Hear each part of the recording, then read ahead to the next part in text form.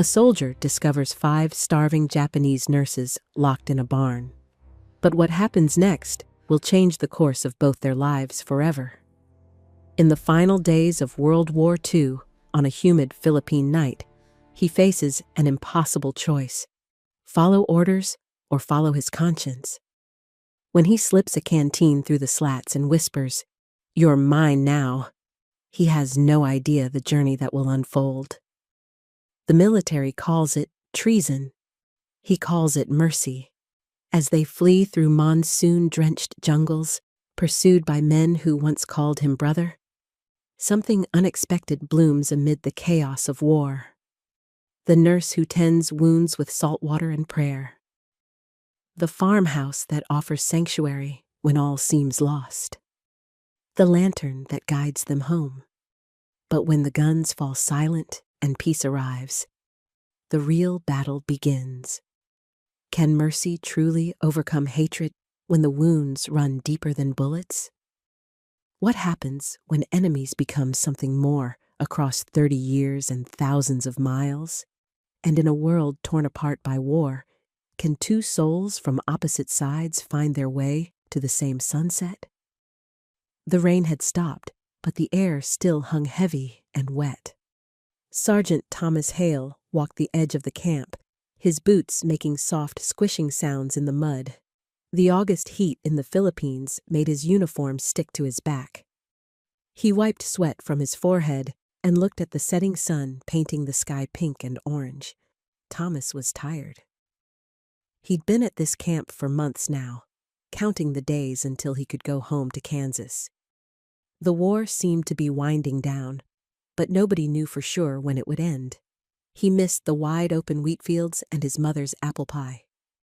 As he rounded the corner near the edge of camp, Thomas noticed a small barn he hadn't paid much attention to before. It looked old and forgotten, with wooden walls weathered gray from years of sun and rain. A heavy padlock hung on the door. He wouldn't have stopped, except he heard something from inside. A soft sound, like someone coughing. "Hello?" Thomas called out, his hand moving to the pistol at his side. "Anyone in there?" No answer came, but he heard movement, the rustling of straw, a whispered voice quickly silenced. Thomas frowned. This wasn't right. He walked closer and peered through a crack between the wooden slats. Inside, he could make out shapes huddled in the corner. People.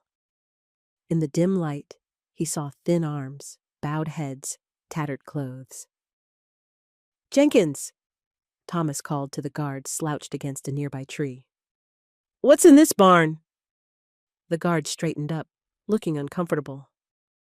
"Just some Jap nurses we captured last week. Captain's orders to keep 'em locked up till we figure what to do with 'em." Thomas felt his stomach tighten. "Prisoners? They look half-starved." Jenkins shrugged. "Not my job to feed 'em. Captain Ellis says they're the enemy, same as the soldiers." Thomas looked back through the crack. In the fading light, he could see 5 women huddled together on the dirt floor. They were thin as scarecrows, their clothes dirty and torn. One of them looked up, and Thomas caught her eyes. Dark, frightened, but somehow still proud. "This ain't right," Thomas muttered. "Don't go soft on me, Hale," Jenkins warned. "Remember what they did at Pearl Harbor." Thomas said nothing. He just kept looking through the crack at the women inside. After Jenkins walked away, he knelt down by the door. "Can you hear me?" he whispered. "I'm not gonna hurt you." No answer came, but he sensed they were listening. "I'll be back," he promised. That night, Thomas couldn't sleep. The faces of those women haunted him. He thought about his mother back home and what she would say if she knew. She'd raised him with the Bible in one hand and compassion in the other. "In God's eyes, Thomas," she would say, "there are no enemies, only children who've lost their way." Under cover of darkness, Thomas slipped out of his tent with his canteen. The night air was thick with the smell of mud and jungle. Crickets chirped, and somewhere an owl hooted. The moon peeked through the clouds, giving just enough light to see by. At the barn, Thomas knelt again. "I brought water," he whispered, unscrewing the cap of his canteen. He slid it through a gap under the door. "Go on, take it." After a long silence, he heard someone crawl forward. The canteen disappeared inside. "Thank you," came a whispered voice, so soft he almost missed it. Thomas stayed there, kneeling in the mud. "You're mine now," he whispered, not as a threat, but as a promise.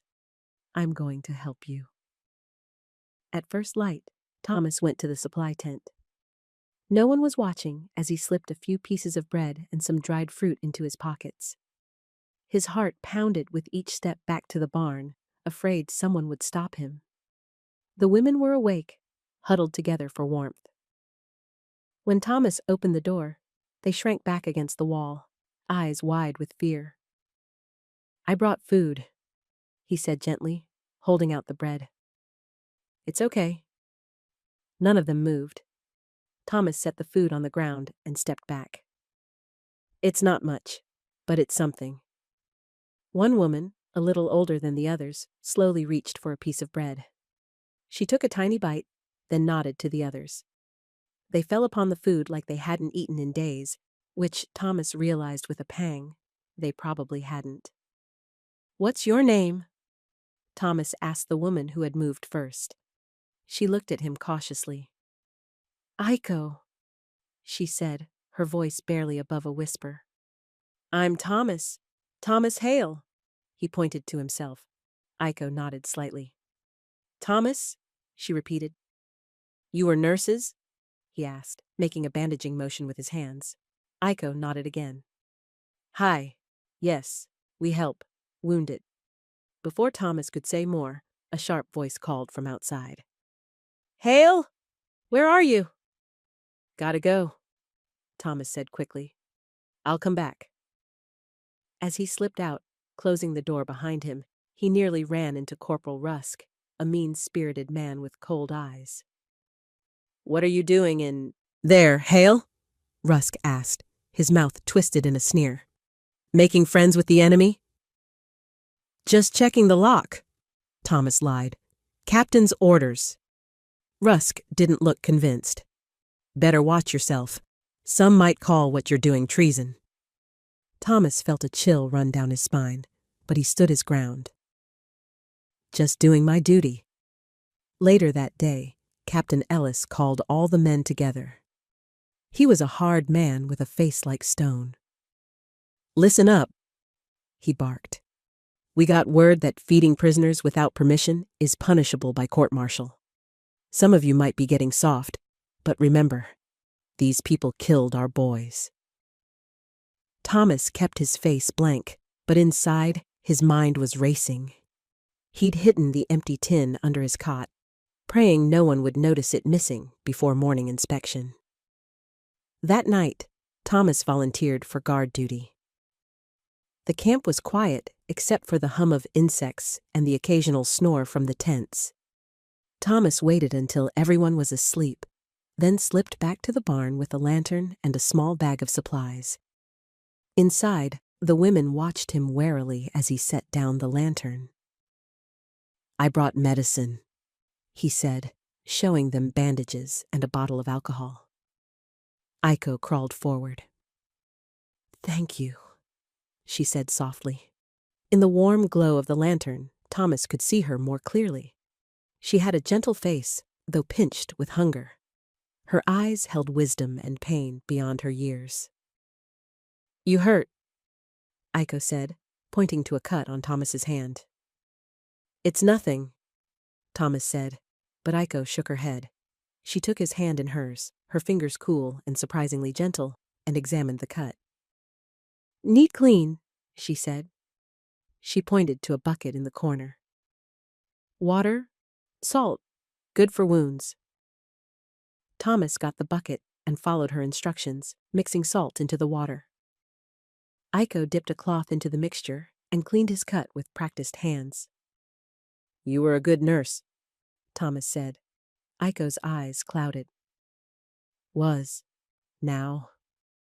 She looked around the barn and shrugged. This war can't last forever, Thomas said, though he wasn't sure if she understood. What he didn't know was that Corporal Rusk had seen the lantern light through the cracks in the barn walls. The next morning, Thomas found an extra piece of bread wrapped in paper on his bunk. Someone else in camp approved of what he was doing. But who? Over the next week, Thomas smuggled more food and supplies to the women. Slowly, they began to trust him. They shared their names. Besides Aiko, there was young May, serious Harumi, quiet Suki, and elderly Yori, who had been a nurse since before Thomas was born. With better food and care, color returned to their cheeks. They began to sit up straighter, to speak more. Aiko knew some English and taught Thomas a few Japanese words. He learned they had been captured after their field hospital was overrun. They'd been treating both Japanese and American wounded. One evening, the sky grew dark with heavy clouds. The wind picked up, bending the palm trees nearly double. Rain began to fall, first a few drops, then a pounding deluge that turned the camp into a muddy lake. Thomas raced to the barn as the storm hit its peak. Inside, water poured through the leaking roof, soaking the women and their few belongings. "Come with me," Thomas urged. "It's not safe here." The women hesitated, but when a section of the roof collapsed with a crash, they had no choice. Thomas led them through the howling storm to an empty shed near the infirmary. It wasn't much, but it was dry and had clean straw on the floor. As they huddled inside, shivering, a commotion arose from the infirmary tent next door. Thomas heard shouting and went to investigate, motioning for the women to stay hidden. In the infirmary, a young private lay on a cot, blood soaking through the bandage on his leg. The medic was struggling, cursing under his breath. "What happened?" Thomas asked.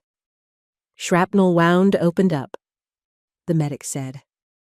"I can't stop the bleeding, and the doctor's down with malaria." Without thinking, Thomas said, "I know someone who can help." He went back to the shed and returned with Aiko. The soldiers stared as she entered, some reaching for their weapons. "She's a nurse," Thomas explained. "A good one." The medic looked doubtful, but stepped aside. "We've got nothing to lose." Aiko approached the wounded soldier with steady hands.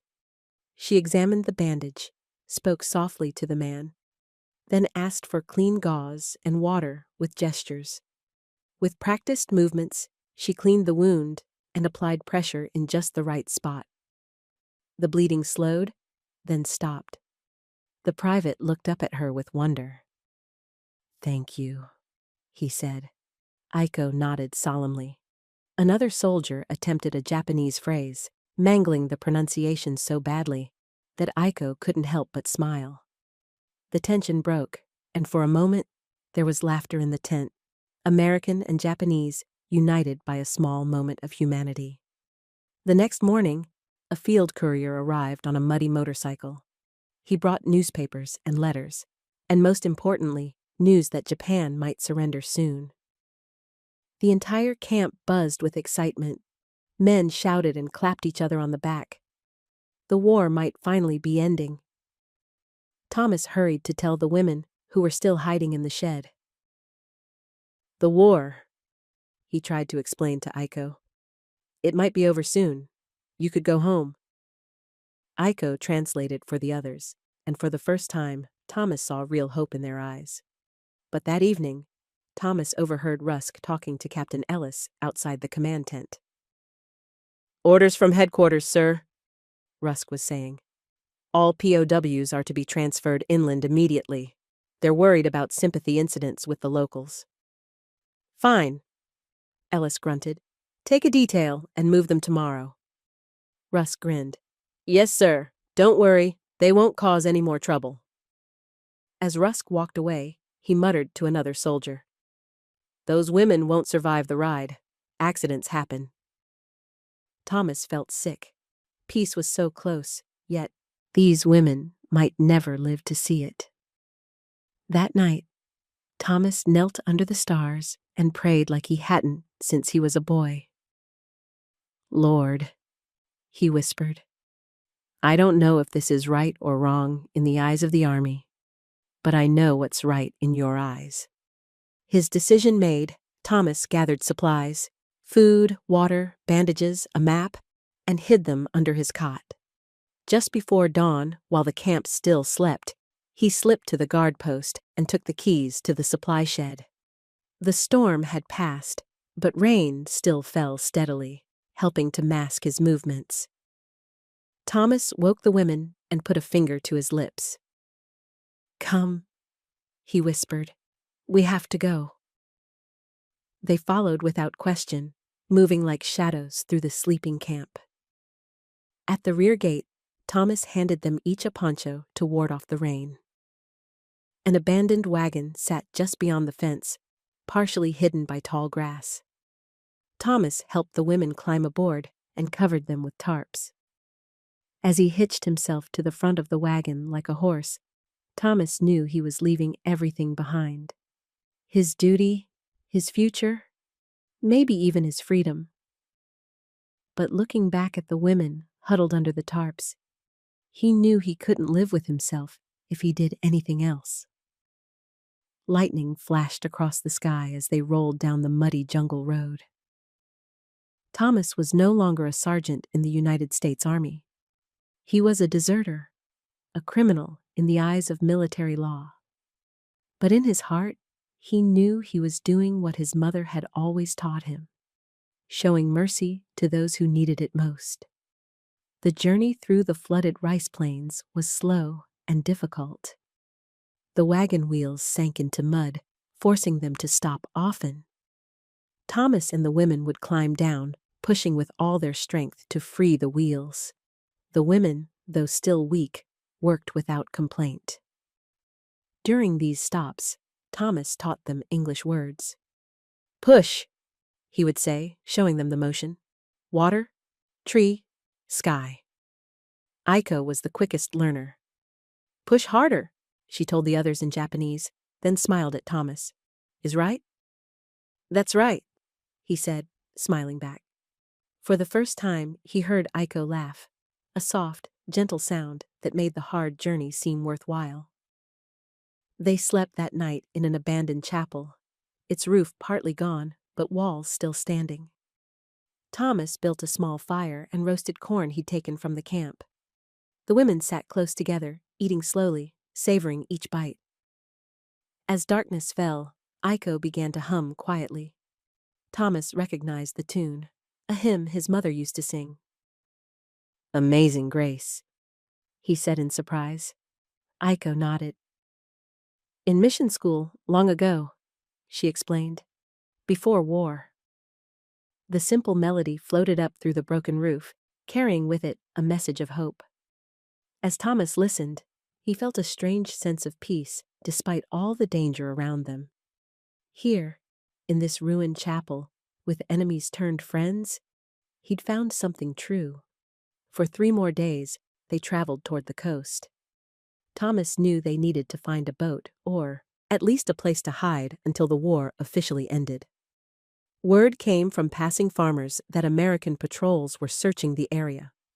On the 3rd day, the horse that pulled their wagon stumbled on the rocky path along a cliff, injuring its leg.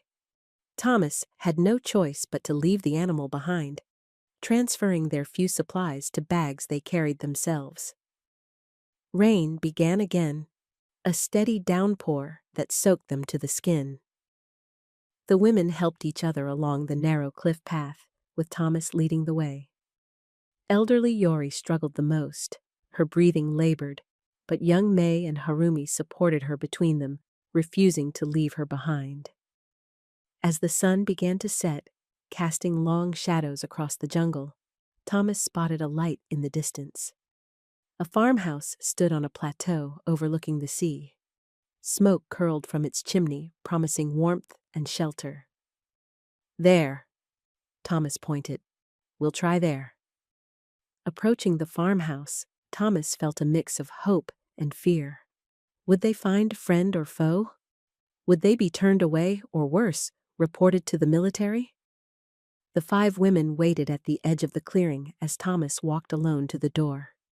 He knocked, his heart pounding in his chest. The door creaked open, revealing a woman in her 50s with gray-streaked hair and kind but cautious eyes. She held a lantern in one hand and, Thomas noticed, a small pistol in the other. "Who are you?" she asked, her American accent a surprise after days of hearing only Japanese and his own voice. "Sergeant." Thomas stopped himself. "Thomas Hale, ma'am, from Kansas." The woman studied his face, then looked past him to where the Japanese women huddled in the rain. "And them?" she asked. Thomas took a deep breath. Everything depended on what he said next. "People who need help, ma'am. Same as any of us." The woman lowered her pistol slowly, studying Thomas's face in the lantern light. "Kansas, you say?" she asked, her voice softer now. "Whereabouts?" "Topeka, ma'am," Thomas answered. "My family has a wheat farm just outside town." Something in her eyes changed. "Martha Calloway," she said, offering her name but not her hand.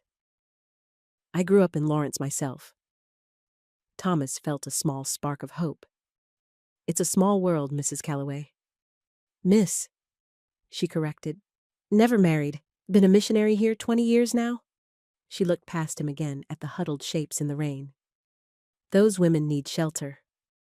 It wasn't a question, but Thomas nodded anyway. "Yes, ma'am?" Martha stepped back, opening the door wider. "Well, bring them in before they catch their death." Thomas hurried back to the women, who had been watching the exchange with anxious eyes.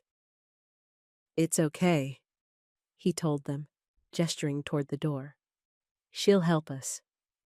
The small farmhouse was simple but clean, with a wooden floor worn smooth by years of footsteps.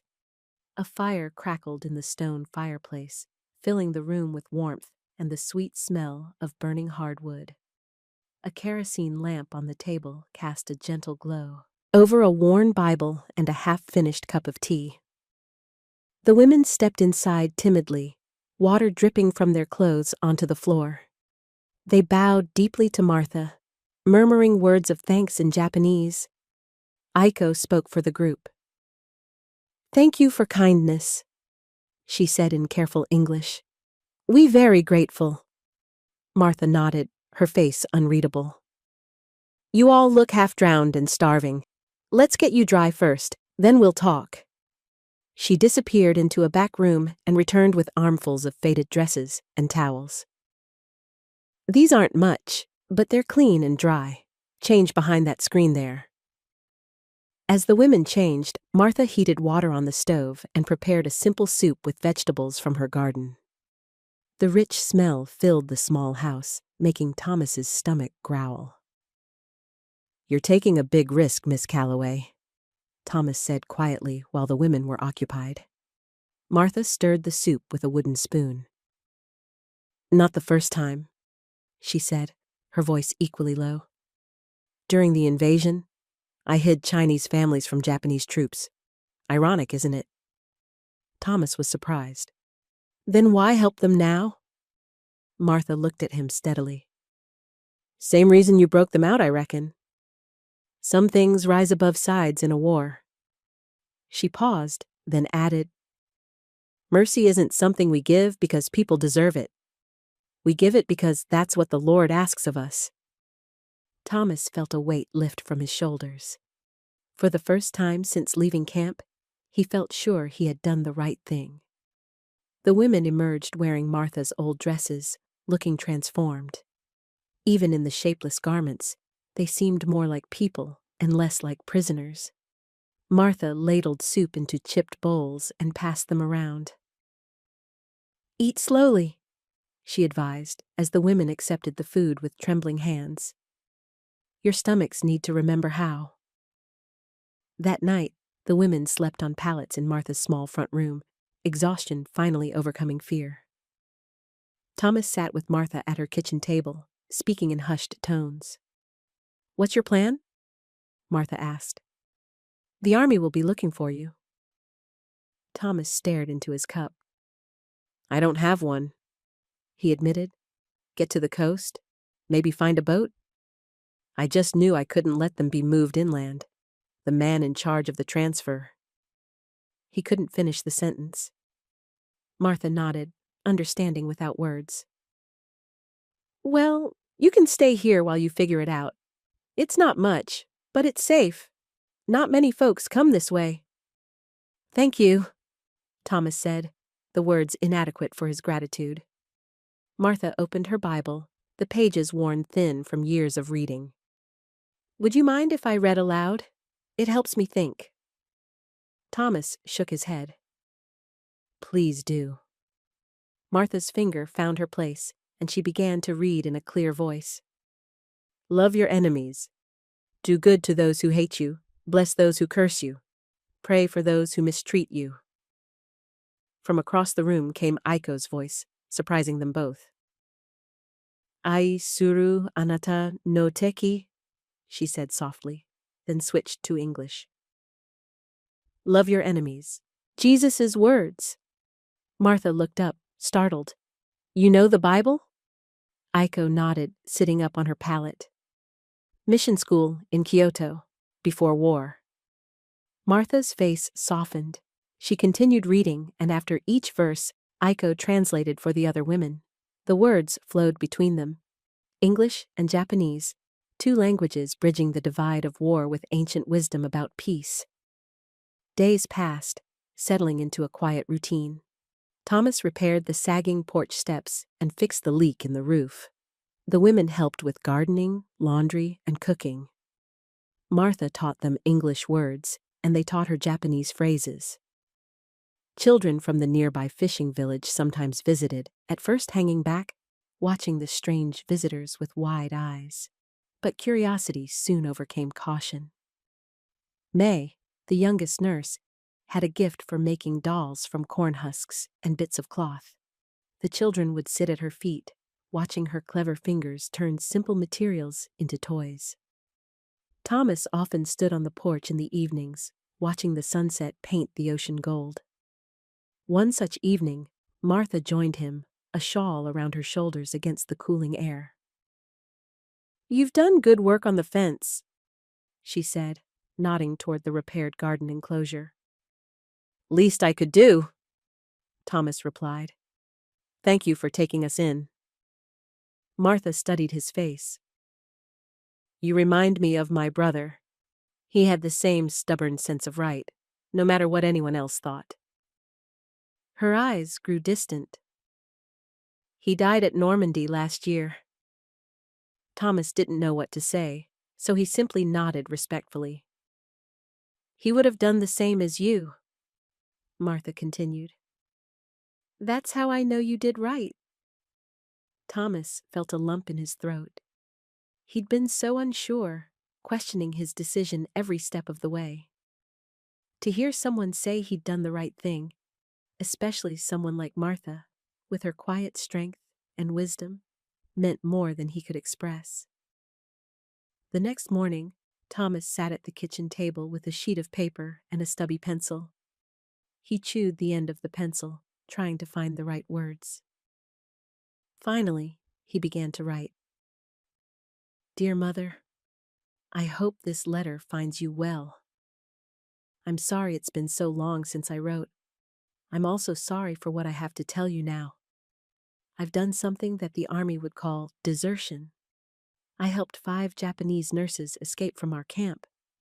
They were being kept like animals, Mother, and were going to be moved somewhere worse. I couldn't stand by and watch it happen. I don't know if I'll make it home, or if I'll be court-martialed when the Army finds me. But I want you to know that whatever happens, I did what I believe was right. I remembered what you taught me, that in God's eyes, there are no enemies, only children who've lost their way. Please don't worry about me. I'm safe for now, staying with a kind missionary lady from Kansas. The Lord does work in mysterious ways. Your loving son, Thomas. He folded the letter carefully and sealed it in an envelope. Martha had told him a merchant from the village would be visiting later, who could mail it once he reached the mainland. As he waited for the merchant, Thomas found Aiko sitting on a rock near the garden, looking out at the sea. She seemed lost in thought, her eyes sad. You miss home? Thomas asked, sitting beside her. Aiko nodded. Home? Family. She made a small, hopeless gesture with her hands. Not know if still there. Tokyo. She mimicked an explosion. Thomas understood. The bombing of Japanese cities had been heavy. I'm sure they're okay, he said, though he had no way of knowing. Aiko smiled faintly. Hope, she said, is good to have hope. When the merchant arrived, a small, wiry man with a weather-beaten face, Thomas handed him the letter along with what little money he had. This needs to get to Kansas, he explained. Topeka?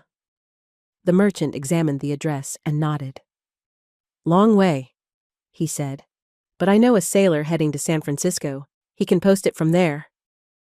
Thank you, Thomas said, relieved. It's important.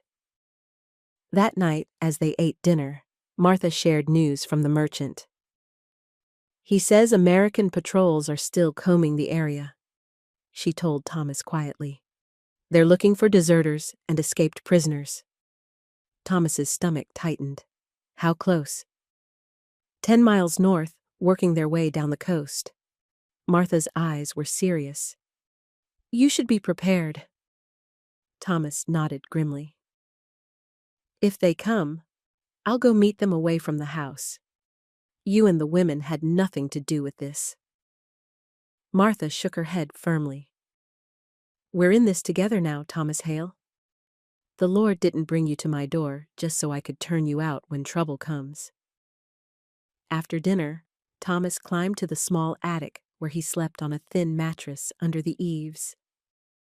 Through the tiny window, he could see the winding road that led to the farmhouse. Somewhere out there, his former comrades were searching for him, maybe even Captain Ellis himself, determined to make an example of a deserter. Thomas placed his rifle across his knees, a habit from his nights on watch. He didn't know if he could use it against his own countrymen, but the familiar weight brought some comfort in the growing darkness. The next few days passed in tense anticipation. Thomas started teaching the women simple English phrases they might need. I am a nurse. I helped wounded soldiers. I mean no harm. Aiko picked up the language quickly, her natural intelligence shining through despite the circumstances. She would often correct the other's pronunciation, a patient teacher. Martha continued her Bible readings each evening. The story of the Good Samaritan brought tears to Harumi's eyes as Aiko translated. The quiet Suki began to hum hymns as she worked in the garden, the melodies carrying on the sea breeze. One humid morning, dark clouds gathered on the horizon, promising another storm.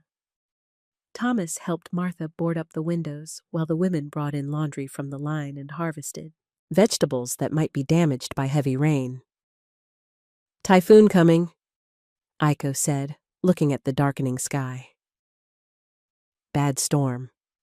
Martha nodded. They're common this time of year. We should be safe enough up here, but it'll be a rough night. As evening approached, the wind picked up, bending the palm trees and sending loose items skittering across the yard.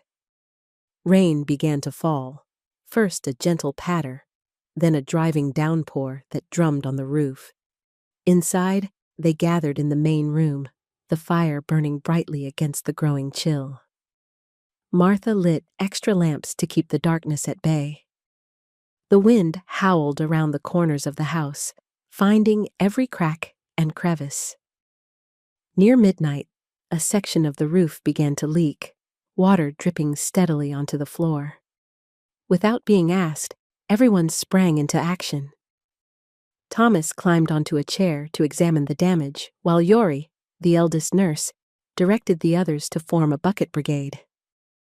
"Here," Martha said, handing Thomas a piece of canvas. "See if this will hold until morning." Thomas wedged the canvas into place, stemming the flow for the moment. Below, the women worked together, passing buckets and rags, keeping the floor as dry as possible. Aiko organized the effort with calm efficiency, her voice steady even as thunder crashed overhead. Martha watched her with growing respect, impressed by the woman's natural leadership. The storm raged all night, but they kept the water at bay through teamwork and determination. By dawn, the worst had passed, leaving behind debris, but no serious damage to the house. Thomas and Aiko stood on the porch as the sun broke through the clouds, turning the puddles to gold. The air felt clean and fresh, washed of the heavy humidity. "You handled that well," Thomas said to Aiko. "Everyone listened to you." Aiko shrugged modestly. "In hospital, must be calm when bombs fall. Same thing." Thomas realized how little he knew about what she had endured before they met. "Was it very bad? In the field hospital?" Aiko was quiet for a long moment. "Many die. Japanese, American, all same when hurt. All cry for mother." She looked at Thomas. "That is when I know. Enemy is just word. People are people." Thomas nodded. He had come to the same conclusion in that barn weeks ago. Their moment of peace was short-lived. Later that day, a traveler seeking shelter from the storm's aftermath brought troubling news. "American soldiers on the North Road," he told Martha as she gave him tea. "Looking for deserter and Japanese prisoners, offering reward for information." Thomas's heart sank. He had hoped for more time for the war to officially end, time for tempers to cool, time for mercy to prevail. "How many?" he asked. "Small group," the traveler said. 5, maybe 6. Officer leading them seemed angry. Tall man with hard face. Thomas knew immediately. "Captain Ellis," he murmured. That night, no one slept well. Thomas kept watch from the attic window, his rifle ready, though he still didn't know if he could use it. The women whispered among themselves, their fears resurging after days of relative calm. Martha sat at her table, reading her Bible by lamplight. "We should pray," she said to Thomas when he came downstairs for coffee. "Will it help?" Thomas asked, the weariness in his voice revealing his doubts. "It always helps," Martha replied simply, "even when the answer isn't what we want." The next day passed in tense silence. Thomas repaired tools in the shed, his mind racing through possible plans. Could they move deeper into the jungle? Try to reach the coast and find a boat, split up to improve their chances? None of the options seemed good. The women were stronger now, but still not ready for another difficult journey. And where would they go? The entire island was a war zone, with both American and Japanese forces looking for stragglers and deserters. As the sun began to set, turning the clouds crimson and gold, Thomas heard what he had been dreading: the distant rumble of engines. Jeeps were coming up the winding road to the farmhouse. "They're here," he said to Martha, who stood in the doorway. "Get the women to the back room." Martha nodded and hurried inside. Thomas took a deep breath, straightened his shoulders, and walked down to the gate to meet his fate. The jeeps rounded the final curve, headlights cutting through the gathering dusk. Thomas recognized the lead vehicle immediately. Captain Ellis sat in the passenger seat, his face grim beneath his helmet. Beside him was Corporal Rusk, a satisfied smirk on his thin lips. The vehicle stopped, dust settling around them. Ellis stepped out, his hand resting on his pistol. "Sergeant Hale," he said, his voice hard as flint. "You've led us on quite a chase." Thomas stood straight, years of military training taking over. "Captain Ellis," he acknowledged. Ellis's eyes narrowed. "You know why we're here. Desertion in the face of duty. Aiding the enemy. Serious charges, Hale." "I know, sir." Rusk spat on the ground. "Where are they? The Jap women?" Before Thomas could answer, movement behind him caught everyone's attention. Aiko had come out of the house, followed by Martha and the other women. "No!" Thomas called, but it was too late. Aiko walked forward, her head high despite her fear. "We here," she said. "These women no enemy. We nurses. We help wounded. American, Japanese, all same." Ellis looked at her with cold eyes. "Step aside, miss. This is army business." "No," Aiko said firmly. "He save us. We starving, dying. He good man." Ellis turned to Thomas. "Is this why you threw away your career, Hale? For enemy nurses?" Thomas met his gaze. "For human beings, sir. They deserved better than what we were giving them." "That wasn't your call to make," Ellis snapped. "We have rules, protocols. We have duty to be human first," Thomas interrupted, surprising himself with his boldness. "Sir." Ellis's face darkened. "Arrest him," he ordered. Two soldiers stepped forward. As they reached for Thomas, Aiko moved between them, her small frame somehow becoming a barrier. "No," she said again. "You listen first." "Get her out of the way!" Rusk snarled, raising his rifle butt. What happened next seemed to unfold in slow motion. Rusk swung the rifle. Thomas lunged forward to protect Aiko. The butt of the rifle connected with Thomas's temple instead, and he collapsed to the ground, darkness clouding his vision as the women screamed his name. Thomas woke to darkness and the smell of damp earth. His head throbbed where Rusk's rifle had struck him.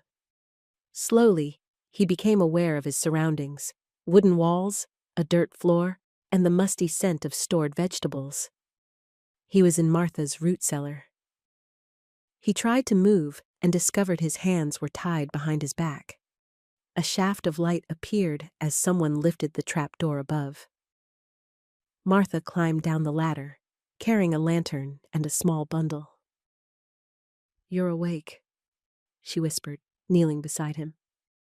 "Thank the Lord." "The women?" Thomas asked, his voice raspy. "They're being held in the house," Martha said, untying his hands. "Captain Ellis has posted guards. They'll be moved at dawn."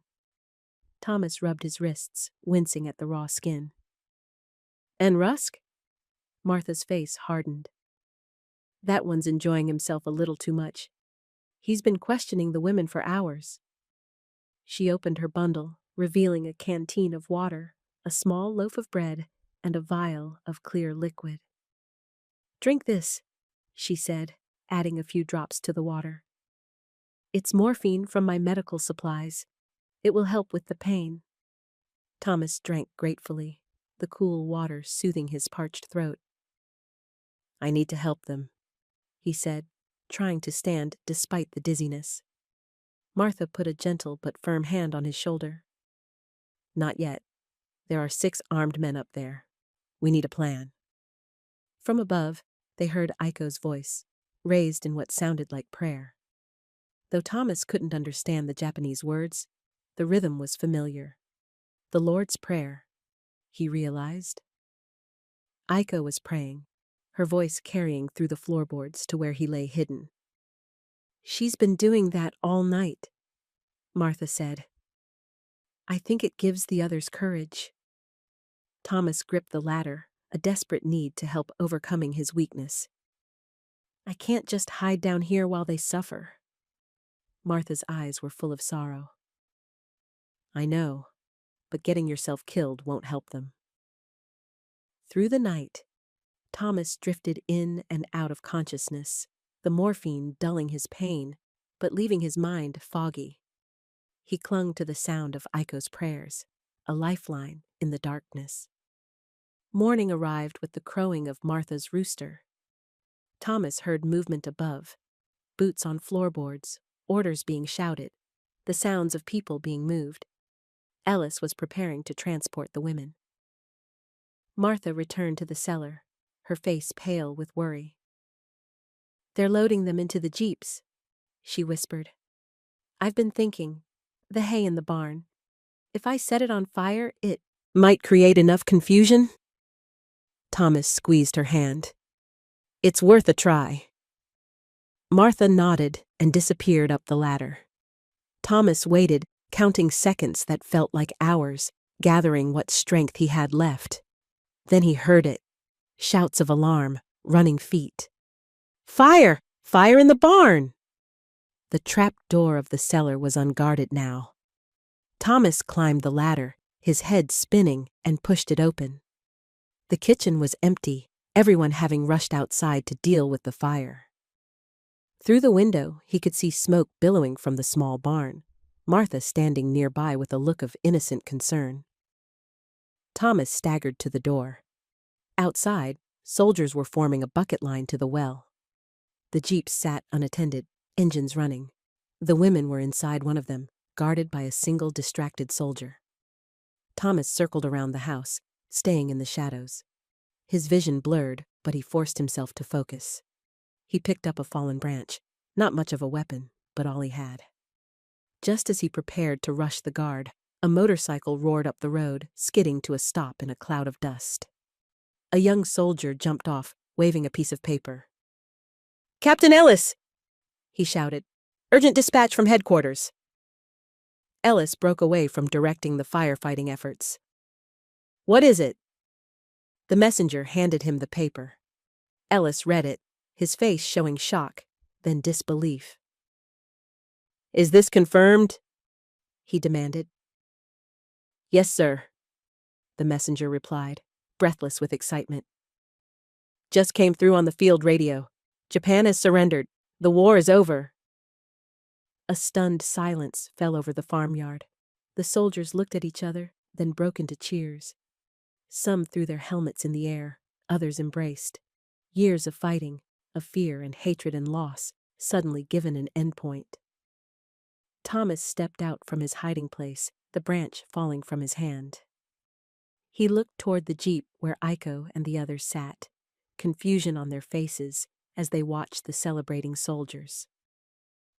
Captain Ellis stood rigid, the dispatch crumpled in his fist, his face unreadable.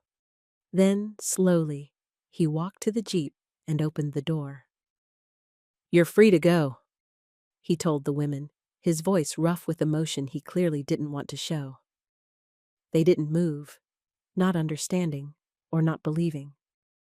Thomas approached, his legs unsteady. "The war," he said to Iko. "It's over. Japan has surrendered." Iko translated for the others. Their faces showed the same mix of emotions: relief, disbelief, grief, hope. Ellis turned to Thomas, his hand moving to the pistol at his side. For a moment, Thomas thought the captain might shoot him despite the news. Instead, Ellis slowly lowered his weapon. "You're still a deserter, Hale," he said, but the fire had gone out of his voice. "But I suppose there'll be time to sort that out later." The soldiers had managed to extinguish the barn fire. Martha stood nearby, watching the scene unfold with wary hope. Rusk pushed through the crowd, his face twisted with anger. "What's happening?" he demanded. "Why aren't we moving the prisoners?" "The war is over, Corporal," Ellis said flatly. "Japan has surrendered." Rusk's eyes narrowed. "So what? They're still the enemy, and he's still a deserter." "Stand down, Corporal," Ellis ordered. "That's enough." Rusk ignored him, advancing on Thomas. "You think this changes anything? You betrayed your country, your unit." Thomas stood his ground despite his pounding head. "I followed my conscience," he said quietly. "Your conscience?" Rusk spat. "What about your oath? What about Pearl Harbor?" "My brother was at Pearl," Ellis said suddenly. Everyone turned to look at him. He died when the Arizona went down. Thomas hadn't known this. It explained the captain's hatred, his harshness. Ellis continued, his voice low. For a long time, I wanted every Japanese dead. I let that hatred guide everything I did. He looked at the 5 women, who stood together now, supporting elderly Yori between them. But they're not the ones who killed my brother. They're just people, same as us. He turned to Thomas. What you did was still wrong, Hale, but I understand why you did it. Ellis took his medical kit from his belt and handed it to Thomas. Do what's right, he said. I'm done fighting. That night, the unit camped around Martha's farmhouse. An uneasy truce had settled over them, not friendship, but the beginning of peace. The soldiers set up tents in the yard, while the women remained inside the house. Thomas sat by the fire, across from Captain Ellis. Neither spoke for a long time, the crackling flames filling the silence. Finally, Thomas broke the quiet. What happens now, sir? Ellis poked the fire with a stick. To you? Court-martial, probably. But things might go easier given the circumstances. Thomas nodded. He'd known there would be consequences. And the women? They'll be repatriated once things settle down. Sent back to Japan. Ellis hesitated, then added, I've radioed headquarters to make sure they're treated properly. It wasn't an apology, but it was something. Thomas respected the captain's struggle. To let go of justified anger, to choose mercy when every instinct called for vengeance. Thank you, sir. Ellis looked up, his eyes reflecting the firelight. My brother was a good man. Better than me. He wouldn't have wanted what happened in that barn. He tossed the stick into the flames. I forgot that for a while. Thomas understood. War did that to people, made them forget their better selves, buried compassion under fear and pain. We all did things we're not proud of, he said softly. Ellis nodded, then rose and walked away, leaving Thomas alone with his thoughts. The next morning, several soldiers fell ill with malaria, a common affliction in the humid jungle climate. The unit's medic was overwhelmed, and supplies were limited. Thomas found Aiko in the kitchen, helping Martha prepare breakfast. The men, he said. Some are sick with malaria. Could you help? Aiko hesitated, looking to the other women who stood nearby. Harumi stepped forward, her face determined despite her fear. We nurses, she said in halting English. We help. The 5 women followed Thomas to where the sick men lay in their tents, sweating and shivering with fever. The soldiers, still healthy enough to stand, watched warily as the former prisoners approached. Aiko took charge, examining each patient with professional calm. She spoke rapidly in Japanese to the others, who began to gather supplies: clean water, cloths for cooling foreheads, containers for mixing medicine. Quinine? Aiko asked the medic, who nodded and handed over his meager supply. Thomas watched in amazement as the women transformed before his eyes. Gone were the frightened prisoners. In their place stood confident medical professionals. Aiko mixed medicines with precise measurements. May sang softly to a young private who cried out in fever dreams. Suki and Harumi changed sweat-soaked bedding with efficient movements. Even elderly Yori contributed, preparing herbal tea that seemed to ease the symptoms. The soldiers' initial distrust faded as they witnessed the women's skill and dedication. One man, a tough sergeant who had lost friends at Guadalcanal, watched Harumi tend to his buddy's fever. Thank you, he said gruffly when she finished. Harumi bowed slightly in response. No common language between them, but the meaning was clear. By evening, the worst cases had stabilized. The women continued their care through the night, taking turns to rest. Thomas helped where he could, mostly by translating Aiko's instructions to the other soldiers. Martha watched from the doorway of her house, a small smile on her lips. That night, she wrote in her journal, "Today, I witnessed what some might call a miracle. Former enemies caring for one another as brothers and sisters.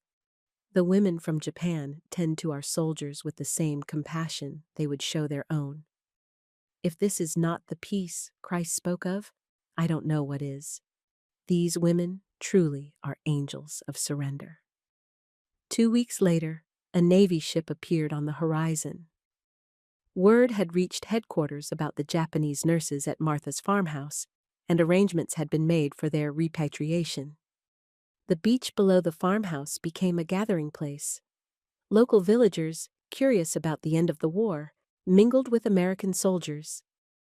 Children played in the sand, while adults talked in small groups, sharing cigarettes and stories.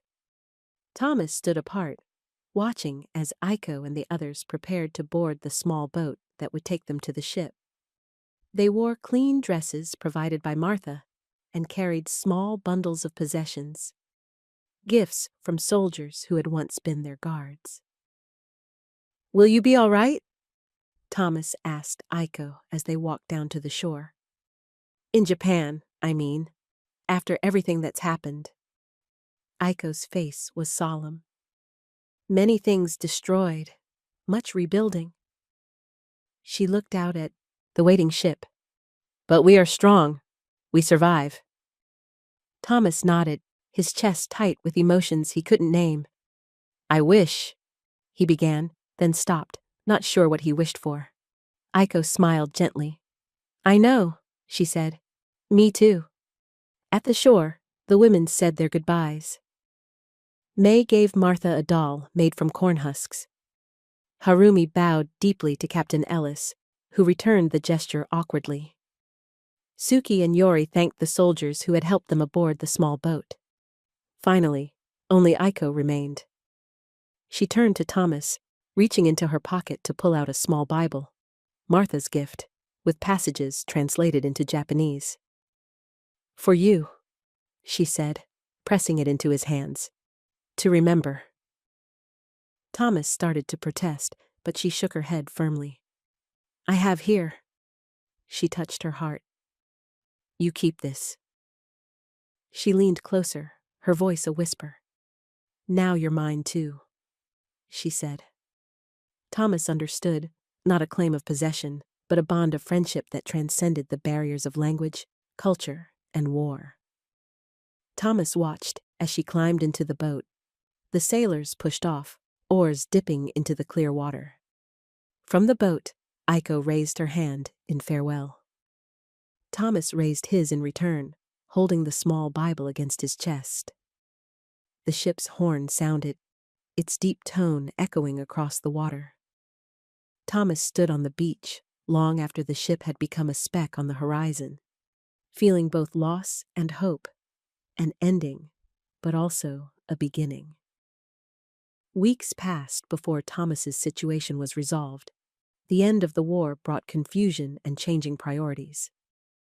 With millions of soldiers to bring home and a world to rebuild, one sergeant's court-martial seemed less important. In the end, Captain Ellis's report made a difference. He didn't excuse Thomas's desertion, but explained the circumstances, the mistreatment of the prisoners, the threat Rusk had posed, and the humanitarian outcome of Thomas's actions. He also included Martha's statement about the women's care of the sick soldiers. Thomas was demoted to private and given a general discharge. Not honorable, but not dishonorable either. It meant he would lose some veterans' benefits, but avoid prison. Given what might have happened, it felt like mercy. By late October, Thomas found himself on a troop ship bound for California. Hundreds of soldiers crowded the decks, all eager for home. They played cards, wrote letters, and talked endlessly about what they would do when they returned. The meals they would eat, the girls they would dance with, the civilian clothes they would wear. Thomas kept to himself, spending hours at the rail watching the endless ocean. He had Aiko's Bible in his pocket and a letter she had somehow managed to send before he left the Philippines. The paper was thin, the characters precise. A Navy chaplain had translated it for him. "Dear Thomas, I pray this finds you well and safe. We have arrived in Tokyo, which is much destroyed but still our home. There is much work to be done, but I have hope. I am helping at a children's hospital being rebuilt from the ruins. The children do not care that I once treated the enemy. They only know that I ease their pain. This is what you taught me, that mercy has no sides. May God bless you on your journey home. Remember that even when oceans separate friends, the same moon shines on both. With gratitude, Aiko." The train ride from California to Kansas gave Thomas time to prepare himself for home. Through the window, he watched America roll by, deserts giving way to mountains, mountains to plains, and finally, the endless wheat fields of Kansas, golden in the autumn sun. As the train pulled into Topeka Station, Thomas gathered his few possessions. His uniform hung loose on his frame. He'd lost weight during the war, and the journey home hadn't helped. The platform was crowded with families waiting for returning soldiers. Thomas scanned the faces, and then he saw her. His mother, her hair grayer than he remembered, her face lined with years of worry. But her eyes were the same, bright with love, and now shining with tears. She spotted him at the same moment. "Thomas!" she called, pushing through the crowd. Thomas dropped his bag and ran to her, all the weariness of war falling away as she wrapped her arms around him. "You're home," she whispered, her voice breaking. "You're really home." "I'm sorry, Ma," Thomas said, thinking of his letter confessing what he'd done. "I know I let you down." She pulled back to look at his face, her eyes fierce despite her tears. "Let me down? Thomas Hale, I have never been prouder of my son than when I read what you did for those women." She touched his cheek gently. "You showed mercy when it would have been easier not to. That's all I ever wanted for you." The wheat farm outside Topeka had seen better days. While Thomas was at war, his father had passed away, leaving his mother to manage as best she could. The fields were overgrown in places, the barn roof sagged, and the farmhouse needed paint. But it was home, and to Thomas, it was the most beautiful sight in the world. The golden fields stretched to the horizon, the big sky arched overhead, and the air smelled of earth and growing things instead of gunpowder and jungle rot.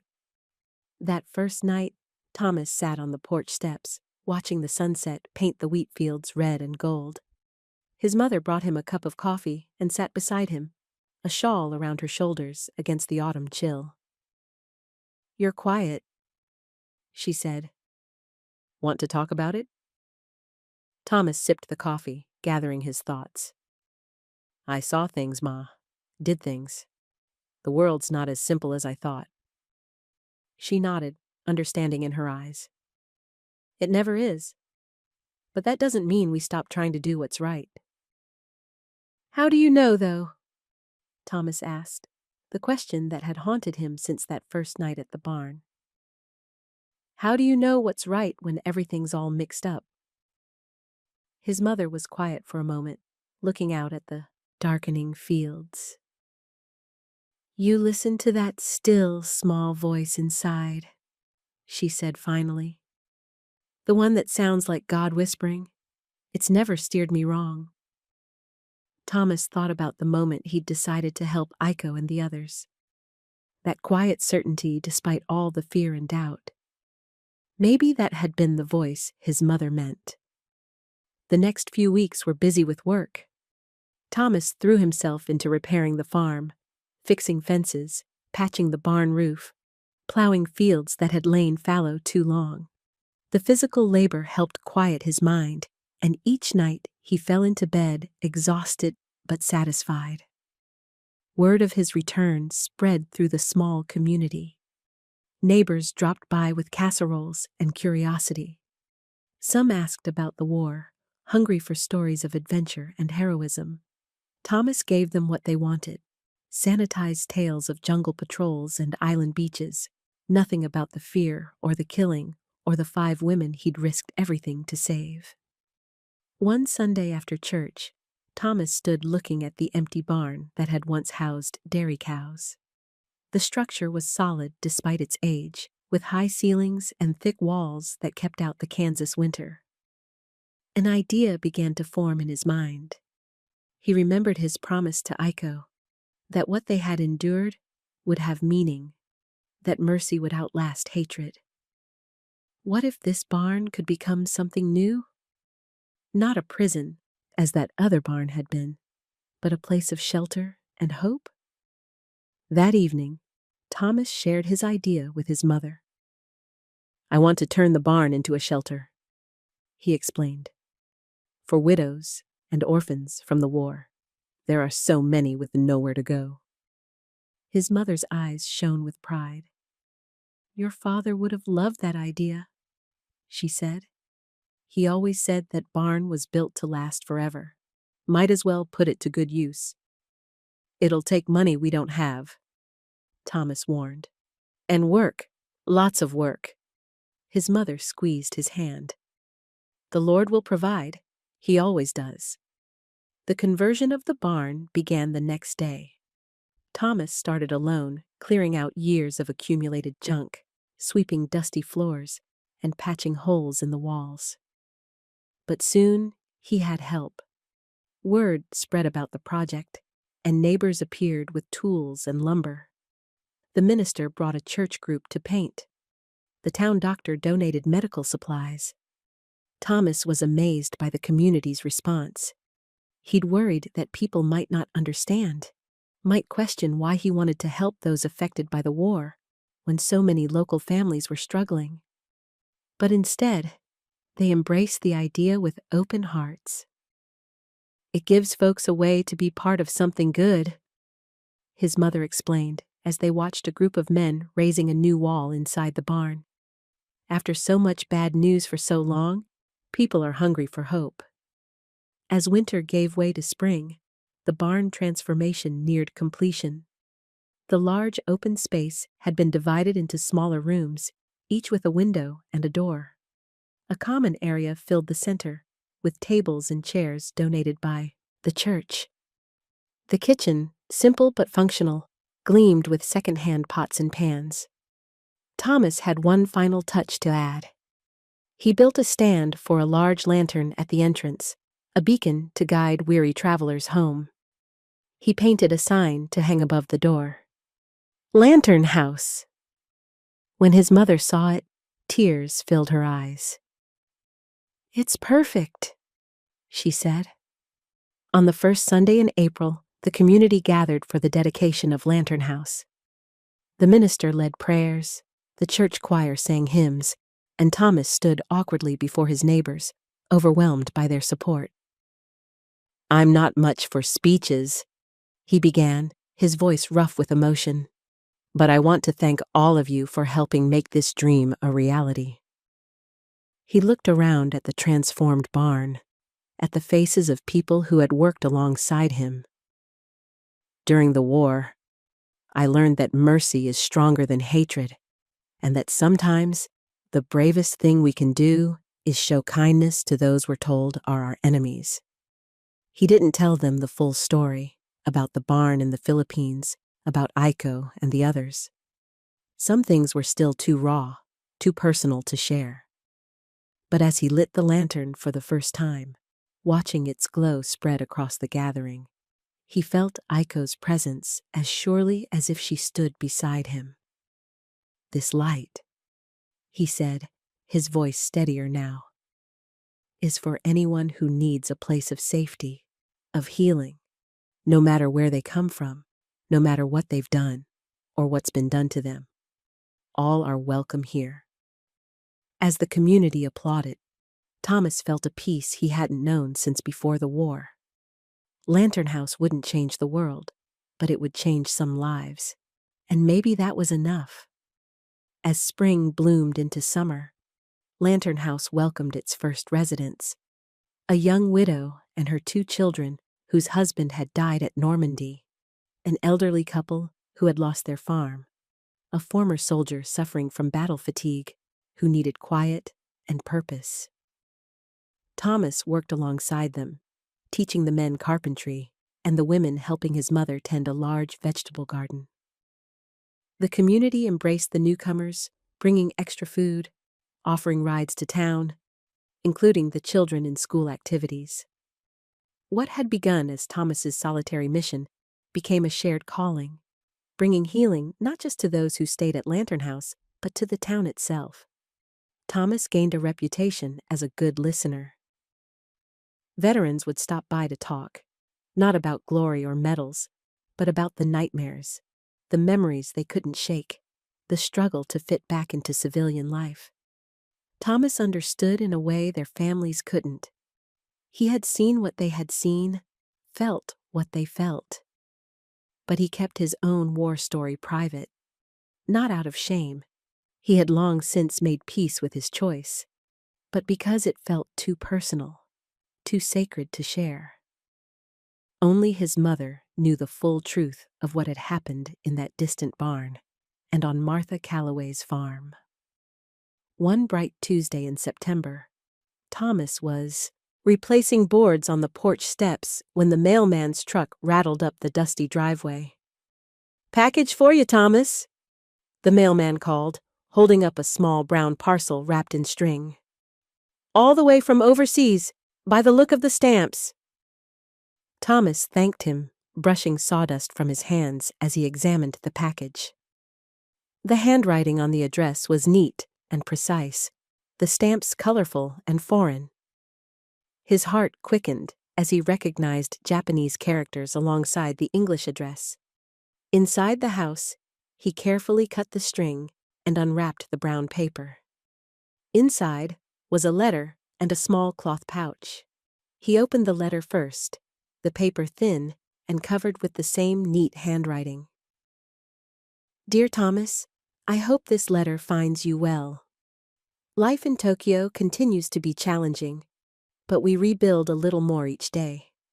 The children's hospital where I work now has a proper roof and clean floors, small victories that mean everything to the little ones in our care. I think often of those days at Miss Martha's farm, of the kindness shown when kindness seemed impossible. In America, do people remember that not all the battles of war were fought with guns? Some were fought with mercy, with small acts of humanity that restored faith when all seemed lost. I have enclosed a gift, seeds from cherry trees that somehow survived the bombing of Tokyo. Their parent trees bloomed this spring, despite the destruction all around. A reminder that life continues even after great suffering. Perhaps they will grow in your Kansas soil, bringing beauty where once there was only emptiness. Please, write when you can. Letters from America are like water in the desert. Your friend across the ocean, Aiko." Thomas held the small cloth pouch, feeling the hard seeds inside. Cherry trees in Kansas. It seemed impossible. But then, so had everything else that had happened. That evening, he showed the letter to his mother, who read it with tears in her eyes. "You should write back," she said, handing the letter back to him. "She sounds lonely." Thomas nodded. "I will. I've been meaning to, but..." "But what?" his mother prompted gently. Thomas struggled to find the words. "It's like it all happened to someone else, someone I used to be. I'm afraid if I write about it, it won't feel real anymore." His mother smiled sadly. "That's how all important memories feel, son. Like dreams we're afraid will fade if we look at them too closely." She patted his hand. "But they don't fade. They become part of who we are." That night, Thomas sat at the kitchen table with pencil and paper, the lamp casting a warm circle of light. He started and stopped a dozen times before the words finally came. "Dear Aiko, your letter brought sunshine to a cloudy day here in Kansas. I'm glad to hear you are safe and doing good work with the children. I planted the cherry tree seeds in a special spot behind Lantern House. Thomas wrote about the farm, about Lantern House and its residents, about his mother's vegetable garden and the town's slow return to normal life after the war. He didn't mention his nightmares or the moments when a sudden sound would send him diving for cover. Some things didn't need crossing the ocean. He ended the letter with a question that had been on his mind. Do you think the world will learn anything from all this suffering? Or are we doomed to repeat our mistakes? The letters continued through the changing seasons, a slow correspondence dictated by distance and uncertain mail service. Aiko's letters painted a picture of Japan slowly rebuilding, of children healing, of cherry trees blooming amid ruins. Thomas wrote of wheat harvests and barn dances, of veterans finding their way home in more than just body. Lantern House grew, adding a small schoolroom where Thomas's mother taught children to read and write. Local doctors donated time once a week to care for residents, and the town's seamstress taught the women to make quilts that sold for good prices in Kansas City. Thomas mentored young veterans, teaching them farming and carpentry, but also how to live with the memories of war. You carry it with you, he would tell them as they worked side by side in the fields. But you don't let it carry you. The cherry seeds sprouted, tiny green shoots reaching for the Kansas sun. Thomas built a fence around them to protect them from rabbits and deer. Someday, he told the children who watched him work, these will be tall trees with pink flowers like clouds. Will we still be here to see them? One little girl asked, her eyes serious in her thin face. I hope so, Thomas said. But even if you're not, someone will be. That's the point of planting trees. They're a gift to the future. Time passed, as it always does, sometimes crawling, sometimes racing. Seasons came and went. Residents of Lantern House moved on to new beginnings, making room for others in need. Thomas's hair began to show strands of silver at the temples, and the lines around his eyes deepened from squinting in the sun. In the fall of 1950, Thomas received a newspaper clipping from Aiko. It showed American soldiers in a new war, Korea this time, being treated at a field hospital by doctors and nurses from many nations, including Japan. The accompanying letter explained that she had volunteered as a translator and medical assistant with the international medical team. The world has changed, she wrote. Yesterday, an American captain and a Japanese doctor worked side by side to save a young soldier's life. No one asked which side the doctor had been on 5 years ago. They only cared about his skilled hands. Thomas read the letter several times, feeling a strange mix of pride and worry. Korea wasn't far from Japan. Aiko would be near danger again. But there was something right about her choice, a completion of the circle they had begun in that Philippine barn. He wrote back immediately, "Be careful, but do what your heart tells you." Is right. I've never regretted following mine, even on the darkest days. By 1955, Lantern House had become a fixture in the community. What had started as emergency shelter had evolved into a place of transition, helping people not just survive, but rebuild their lives. Thomas had added workshops where residents learned trades, and a partnership with the local community college offered classes on everything from bookkeeping to mechanical repair. The cherry trees were chest high now, their slender trunks promising future beauty.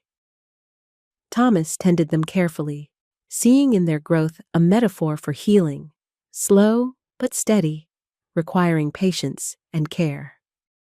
His correspondence with Aiko continued, though less frequently as they both grew busier. She had returned from Korea to run a proper children's hospital in Tokyo, now rebuilt from the ruins of war. Her letters spoke of hope, of children who would grow up knowing peace, of a Japan finding its place in a changed world. Thomas kept her letters in a wooden box his father had made, along with the small Bible she had given him and a pressed cherry blossom she had sent when the trees in Tokyo bloomed the first spring after the war. Sometimes, on quiet evenings, he would read through them, tracing the journey they had both taken from that first desperate meeting. In the summer of 1960, Thomas's mother passed away peacefully in her sleep. The entire town came to her funeral, filling the small church to overflowing. She had been the heart of Lantern House, the one who made it truly feel like home for those who stayed there. After the funeral, Thomas sat alone on the porch, watching the sunset paint the wheat fields gold. He felt hollow, adrift, without his mother's quiet wisdom to guide him. For the first time in years, he questioned whether he could continue the work they had started together. That night, he wrote to Aiko, pouring out his grief and doubt. "Without her, I'm not sure I know how to do this anymore," he confessed. "She always knew the right thing to say, the right way to help. I just followed her lead." Aiko's reply came faster than usual, as if she had sensed his need across the miles. "Dear Thomas, I am so sorry about your mother. She sounds like a woman I would have loved to know. But please remember, the light that guided your mother now lives in you. I saw it in that barn 15 years ago when you slipped water through the door. I saw it at Martha's farm when you stood between us and those who would have harmed us. I see it in every letter you write about Lantern House. The lantern is in your hands now. Keep it burning, not just for your mother's memory, but for everyone who needs its light. With deepest sympathy, Aiko." Her words gave Thomas the strength to continue. He threw himself into expanding Lantern House, adding a medical clinic named after his mother and a library filled with books donated by the community. The cherry trees grew taller, and in their 7th year, they bloomed for the first time, delicate pink flowers that drew visitors from miles around. Thomas sent photographs to Aiko, who replied with pressed blossoms from the trees in Tokyo. "Cherry trees on both sides of the ocean," she wrote, "roots in different soil but reaching for the same sky." By 1970, Thomas was in his 50s, his hair more gray than brown, his hands weathered from years of farm work. Lantern House had helped hundreds of people rebuild their lives after hardship, not just veterans anymore, but families displaced by floods or fire, widows with young children, elderly folks with nowhere else to go. One evening in early spring, Thomas was sitting on the porch, watching the cherry trees sway in the breeze. They were fully grown now, their branches heavy with pink blossoms. A car appeared on the dusty road leading to the farm, unusual at this hour. As it came closer, Thomas saw it was a taxi from town. It stopped in front of Lantern House, and the driver got out to open the back door. A woman stepped out, elderly, with silver hair pulled back in a neat bun, dressed in a simple blue dress and carrying a small suitcase. Thomas stood, shading his eyes against the setting sun. Something about the way the woman moved, the straight line of her back despite her age, struck a chord of memory. She paid the driver and turned toward the porch. Even from a distance, Thomas could see her face now, lined with age but still holding the gentle strength he remembered. His heart seemed to stop, then race forward. "Aiko?" he called, hardly daring to believe his eyes. She smiled, and the years fell away. "Thomas," she replied, her voice carrying across the yard. "I hope I'm not too late to see the cherry blossoms." Thomas rushed down the steps, crossing the yard in long strides. Up close, he could see the changes time had wrought.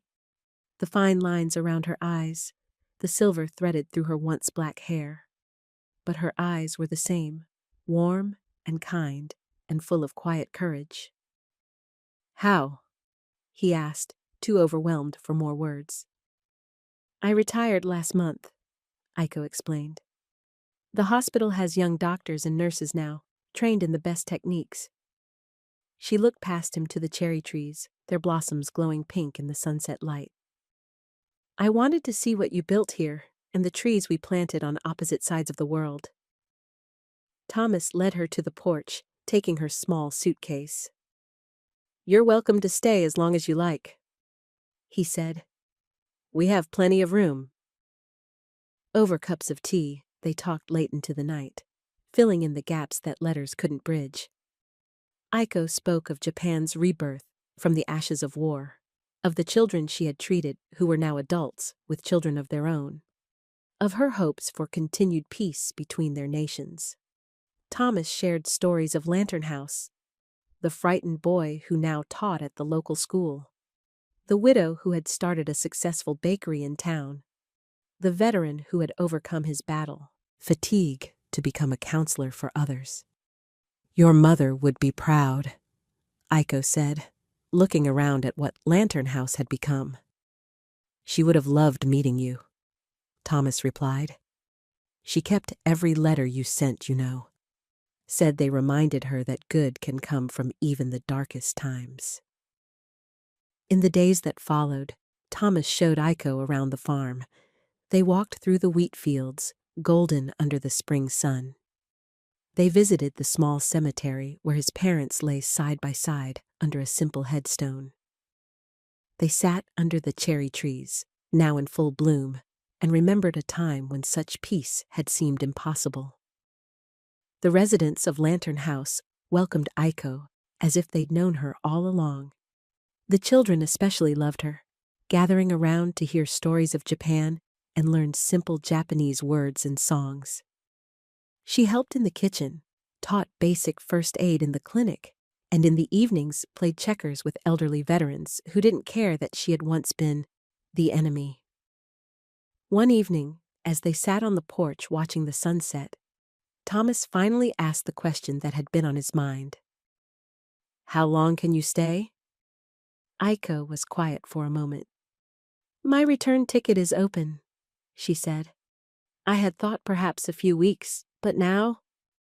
She looked out at Lantern House, at the garden where women worked side by side, at the workshop where men taught boys to build birdhouses, at the cherry trees dropping delicate petals in the spring breeze. Now I'm not sure I want to leave. Thomas's heart lifted, then fell. Your home is in Japan, he said. Your work, your life. Aiko shook her head gently. My work is finished there. The hospital runs without me now. My parents are gone, and I never married. She turned to look at him, her eyes reflecting the golden light. Perhaps home isn't always where we begin, but where we find purpose. Are you saying... Thomas began. I'm saying, Aiko interrupted with a small smile, that Lantern House could use a nurse, and that cherry trees grow better in pairs. 2 weeks later, the town gathered for a simple ceremony under the cherry trees. The minister who had blessed Lantern House at its beginning now stood before Thomas and Aiko, reading from the same Bible she had given him decades ago on a Philippine beach. The residents of Lantern House had decorated the trees with paper lanterns that would glow after sunset. Children scattered cherry blossom petals on the ground. Veterans stood tall in suits that had grown loose with age, but still held their medals proudly. Thomas and Aiko faced each other, hands joined. They had decided against traditional vows. Their promise to each other had been made long ago, in actions rather than words, in letters that crossed oceans, in lives dedicated to healing the wounds of war. Instead, Thomas spoke from his heart. In that dark barn, when I first found you and the others, I said, "You're mine now." I meant I would protect you, keep you safe. He squeezed her hands gently. Today, I say it again, but the meaning has changed. Now it's a promise of partnership, of standing together as equals, of building something good in a world that still needs healing. Aiko's eyes shimmered with tears, but her voice was steady. "And I say to you what I whispered on that beach long ago. Now you're mine too. Not as captor or savior or even friend, but as the other half of my heart, separated by oceans and years but always connected." As the sun set, Thomas lit the large lantern that had given Lantern House its name, the beacon that had guided so many home over the years. Its warm glow spread across the gathering, illuminating faces young and old, from near and far, all joined in this moment of hope. In the soft light, Thomas and Aiko stood beneath trees that had grown from seeds carried across an ocean, living symbols of the truth they had discovered in the darkest days of war. That mercy is stronger than hatred. That compassion can grow in the most unlikely places. And that the human heart, like the cherry tree, will reach for the light no matter how deep the darkness. As night fell fully, the paper lanterns glowed like earthbound stars among the cherry blossoms. Thomas took Aiko's hand and whispered, "Welcome home." She smiled up at him, the years falling away until he could see the brave young nurse who had once cleaned his wounded hand with salt water in a prisoner's barn. "I've been heading home since the day we met," she replied. "It just took a while to get here." Together, they walked toward Lantern House, its windows warm with light, its doors open to all who needed shelter. Behind them, the cherry trees stood sentinel in the Kansas night, their blossoms silver in the moonlight. A bridge between past and future, between suffering and healing, between two souls who had found each other across the wreckage of war. The light from the lantern followed them, casting their shadows long upon the ground, no longer separate, but joined as one. And in that light was the promise they had both kept through all the years and miles, that even in the darkest night, a single flame of kindness can light the way home. Years passed, decades. Lantern House grew and changed with the times, but its purpose remained the same. A place of healing for broken bodies and hearts. A sanctuary for those who needed a fresh start. Thomas and Aiko grew old together, their hands becoming gnarled like the cherry trees that continued to bloom each spring. They told their story to those who asked, not as a tale of heroism, but as a testament to the power of simple human kindness in a world too often divided by fear. Every evening at sunset, Thomas would take Aiko's hand and walk with her to the porch. Together, they would light the lantern, its flame a reminder of promises kept and bridges built across seemingly impossible divides. And if visitors happened to pass by Lantern House on such evenings, they would see two elderly figures silhouetted against the warm light. One tall and straight despite his years, one small but strong, passing the lantern between them as they had done for a lifetime, its glow fading gently into the Kansas twilight like peace everlasting.